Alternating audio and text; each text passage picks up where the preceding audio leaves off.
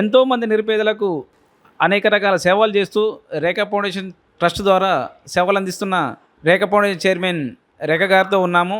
ఇదే కాకుండా international tennis ప్లేయర్గా 54th ర్యాంక్ సాధించినప్పటికీ ఆ కెరీర్ని వదులుకొని మొట్టమొదటిగా ఈ సేవే ముఖ్యం అనుకొని సేవా కార్యక్రమం వైపు ఉన్న రేఖ గారితో ఉన్నాము. మేడం నమస్తే అండి, వెల్కమ్ టు యోయోటీవీ. నమస్తే అండి. యోయో టీవీ ప్రేక్షకులకి నమస్కారం.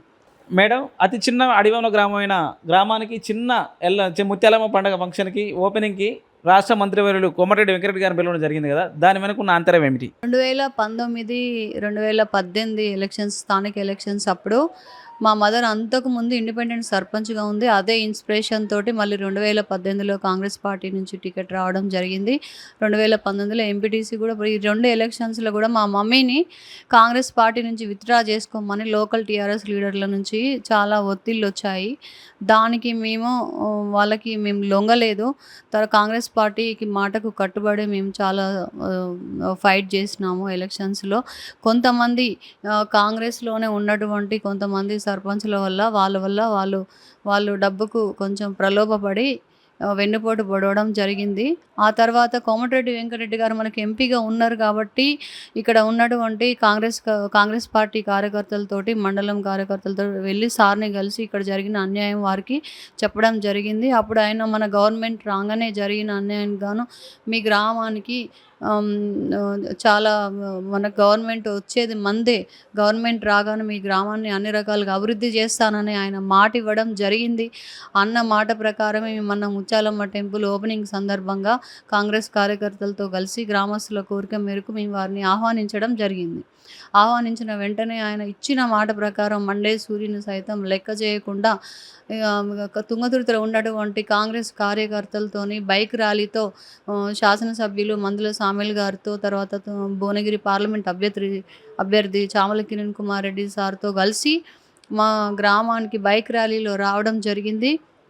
అలాగే టెంపుల్ ప్రారంభోత్సవం తర్వాత ఆయన ఒక ప్రెస్ మీట్ పెట్టి మా గ్రామంలో ఉన్న సమస్యలను అడిగి తెలుసుకోవడం జరిగింది. మా గ్రామానికి మంత్రి గారి కోటా నుంచి 200 ఇందిరమ్మ ఇళ్ళని ఇస్తానని ఆయన చెప్పడం జరిగింది. తర్వాత అడవేంల తిమ్మాపురం రోడ్ అనేది గత 100 సంవత్సరాలుగా బాధపడుతున్నాము. దాన్ని కూడా సార్ మంత్రి కోటా నుంచి ఎలక్షన్ కోడ్ అయిన వెంటనే వచ్చి ఆ రోడ్డుకు సంబంధించిన నిధులను కేటాయిస్తానని చెప్పారు. తర్వాత గోపాలరెడ్డి నగర్ అడవేంల బ్రిడ్జ్ సమస్య ఏదైతే ఉందో దాన్ని కూడా పరిష్కరిస్తానని చెప్పారు.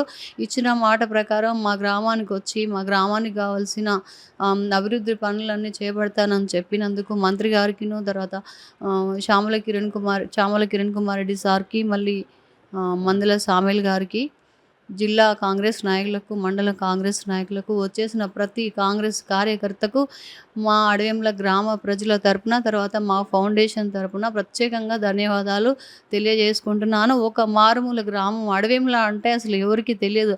అలాంటి గ్రామానికి మంత్రి గారు పెద్ద మనసు చేసుకొని కార్యకర్తలతో పాటుగా వచ్చినందుకు మా అడవేంల గ్రామ ప్రజలు హర్షం వ్యక్తం చేస్తున్నారు. మేడం, మీరు అతి చిన్న వయసులో ఈ రేఖా ఫౌండేషన్ ఏర్పాటు చేశారు కదా, దీనికి కారకులు ఎవరు, దీనికి ఇన్స్పిరేషన్ ఎవరు? దీనికి కూడా కారణం నేను కోమటిరెడ్డి బ్రదర్స్ అనే చెప్తానండి. ఎందుకంటే నేను మొదటిసారి మంత్రి గారిని కలవడానికి వెళ్ళినప్పుడు అనేక మంది వారి సాయం కోసం వాళ్ళ ఇంటికి రావడం జరిగింది. ఈ పార్టీ ఆ పార్టీ అని చూడకుండా ఆయన గడప దాటి సాయం కోరి వచ్చిన వాళ్ళకి ఆర్థికంగాను, తర్వాత ఇమ్మీడియట్గా ఎవరికైతే ఫోన్ కాల్ చేయాలో వాళ్ళందరికీ టక్టక్గా ఫోన్ చేసి సమస్యలు పరిష్కరించారు. అంటే నేను అంతకుముందు వారి గురించి వినడమే కానీ నేను కళ్ళారా చూశాను. ఒక ఎంపీ హోదాలో ఉండి, ఒక ఎమ్మెల్యే మంత్రి పదవులు ఇన్ని వాళ్ళు అనుభవించి ఇంత ఉన్నతమైన స్థితిలో ఉండి కూడా నిరుపేదలకు వాళ్ళ ప్రాబ్లమ్స్ స్పందించి ఇన్స్టెంట్గా వాళ్ళు రిలీఫ్ ఇవ్వడం అనేది నేను చూసి నేను నిజంగా ఇన్స్పైర్ అయ్యి, వీళ్ళు చేయగలేంది ఇంత బిజీ షెడ్యూల్, ఇంత విఐపీస్ వీళ్ళు పబ్లిక్ని పట్టించుకొని ఇంత చేస్తున్నప్పుడు మనం ఎందుకు చేయకూడదు అని చెప్పి నేను అదే సంవత్సరం ఇమ్మీడియట్గా నేను రేఖా ఫౌండేషన్ స్థాపించి అనేక రకాల సేవా కార్యక్రమాలు చేపట్టడం జరిగింది. మేడం, ఇంటర్నేషనల్ టెన్నిస్ ప్లేయర్గా 54th ర్యాంక్ ఉన్నప్పటికీ అంత మంచి భవిష్యత్తును వదులుకొని ఈ యొక్క ట్రస్ట్కు ఎందుకు రావడానికి గల కారణం లేవు? నేను 2019-20 ఆ టైంలో నేను టాప్ 54 ఇండియన్ టెన్నిస్ ర్యాంక్‌లో ఉమెన్ సింగిల్స్‌లో 54 ర్యాంక్ ఉందండి నాది. ఆ టైంలో నాకు గవర్నమెంట్ నుంచి సరైన సపోర్ట్ లైక్ స్పాన్సర్‌షిప్స్ రావాల్సిన ప్రివిలేజెస్ ఏవి కూడా నాకు రాకుండా ఇక్కడ లోకల్ ఎమ్మెల్యే గాదర్ కిషోర్ మా మదర్ స్థానిక ఎన్నికల్లో వాళ్ళు కోఆపరేట్ చేయలేదని చెప్పి మనం కాంగ్రెస్ పార్టీ అని చెప్పి ప్రత్యేకించి ఫోకస్ చేసి అక్కడికి ఫోన్లు చేసి స్పోర్ట్స్ డిపార్ట్మెంట్‌లో అక్కడిక్కడ నాకు ఎలాంటి స్పాన్సర్‌షిప్స్ గానీ, ఎలాంటి ప్రివిలేజెస్ దక్కకుండా నాకు జేశారు. దాంతోటి నాకు పెద్దగా సపోర్ట్ దొరకట్లేదు. అదే టైంలో ఇంకా కరోనా లాక్‌డౌన్ రావడం వల్ల గూడా నేను నా కళ్ళ ముందు అయితే ప్రజలు, వలస కూలీలు వాళ్ళందరూ కష్టాలు పడుతుంటే నేను నా ఫౌండేషన్ ద్వారా నేను సేవలు అందించడంలో నేను మునిగిపోయాను. అప్పుడు టోర్నమెంట్స్ గూడా లేవు కాబట్టి నేను కంప్లీట్ సోషల్ సర్వీస్‌లో నేను డైలీ ఒక 2000 మందికి నేను డైలీ స్వయంగా భోజనం తయారు చేయించి పంచడం జరిగింది. అప్పట్లో గూడా అన్ని రకాల టీవీ ఛానల్స్, మీడియా ఇక్కడ మన తెలుగులోనే గాదు నేను 7 రాష్ట్రాల ప్రజలకి నేను వలస కూలీలకి ఫుడ్ సర్వ్ చేయడం జరిగింది. అక్కడ న్యూస్ ఛానల్స్, పేపర్స్ గూడా మన సేవల్ని అభినందించాయి. మంత్రి గారు గూడా మన సేవల్ని అభినందించి ఎంకరేజింగ్‌గా ఇట్లాంటి సేవా కార్యక్రమాలు చేస్తున్నాం అని చెప్పి మనల్ని సభాముఖంగా గూడా మనల్ని అభినందించడం జరిగిందండి. మేడం భవిష్యత్తులో మీరేమైనా రాజకీయాలకు వచ్చే అవకాశం ఉందంటారా?